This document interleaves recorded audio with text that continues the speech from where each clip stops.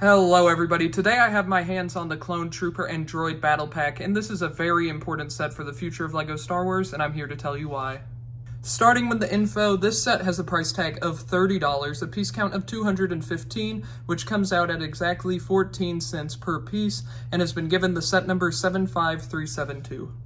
This set does come with a total of 9 minifigures if you include droids, 4 normal minifigures, 5 droids, so let's start with them. It may be hard to believe, but the last time a plain Phase 2 Clone Trooper came in a LEGO set was a decade ago, all the way back in January 2014 in the Microfighter Turbo Tank.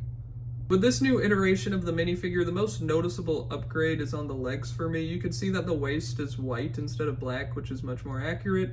And then there's a lot more detailed printing on the legs and then on the feet. And then on the helmet, you can see the shadow of the indent is a lot more prominent, and I think that looks better in my opinion. With these Clone Troopers, only issues being the ugly helmet holes on the sides. It also includes a shock trooper, which is great considering that the gunship only came with 2 despite being $140. So thankfully this gives us a much cheaper way to build up a mass of shock troopers. The figure looks decent, with its biggest flaw being the lack of dual molded legs. Instead we're treated with a half-assed attempt to make the bottom half red, and then of course the ugly helmet holes. This set marks the return of Super Battle Droids, which last appeared with the Hailfire droid all the way back in 2015, and it has gotten very stale getting the same old battle droids ad nauseum, so it's great to have these back in the mix to spice things up. And after a 9-year absence, there really isn't too much differentiating this new mold from the other one, besides some minor differences, like there's a little dot on its left side. It's one of their optical sensors. And then the head, I guess you could call it's a little bit more narrow, and then there's just a lot more little tiny details throughout the mold, and the color is a bit different. Then, of course, we do get 2 battle droids. Nothing really that special here, except on one of them, they put a little clip on the back for him to hold the gun since he's going to be on the snap speeder. But other than that, it's just a good addition to help build up your army, so not much really to say here. But now let's move on to the builds. And then we have the Tri-Droid, and considering how many figures and builds we get in this set, it is surprisingly substantial in stature. It also features 3 flick-fire missiles, which is a great throwback, and they also blend in really nicely into the build, just looking like another part of the droid rather than a tacked-on play feature, so all around it's a great inclusion. Also, the legs on the build are pretty sturdy here. I'm putting a few pounds of force on it here, and it's not going down too much, so you shouldn't have to worry about it breaking during play or just in general. It also comes with a snap speeder, which is my favorite build in the set. It makes great use of 2 transparent elements on the bottom, which act as a stand, and it creates a great freeze frame for display, or if you wanted to slide it around for play.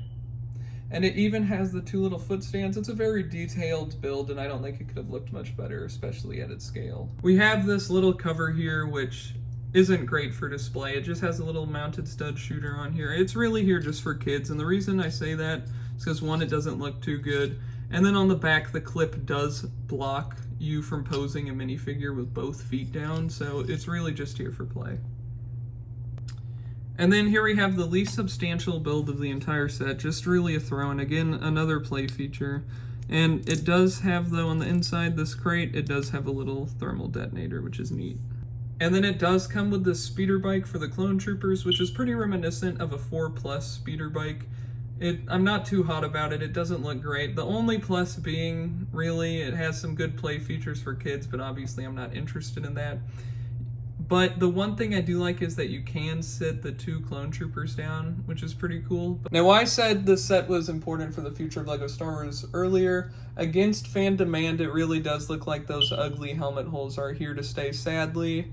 And I think we're going to go to a schedule where we might get 2 battle packs a year. This is just complete speculation from my side, but I think we might get a super battle pack and a battle pack each year, or I think it's going to alternate where one year we get a super battle pack and then a battle pack the next year. But I think this is a much better take on, I think it's clearly very inspired by the 501st battle pack, and I think this is a better way to do it. If you're going to charge $30 for a battle pack, it should be essentially a 2-in-1, which I think this set does a great job of. Now, I really do recommend this set. I think it's a great value for $30. The fact that we got 9 figures for $30 in a LEGO Star Wars set nowadays is really unheard of, and it's pretty much always been unheard of. I think I'm about to get between 6 and 10 of these before they go out of print, and I recommend you do the same if you have any interest in collecting these clone troopers. You will not be disappointed, unless you really, really care about the helmet holes. But that wraps up my review of the set. Thank you for your time. Thank you for watching. And if you enjoyed, please consider liking and subscribing. Bye. Have a great day.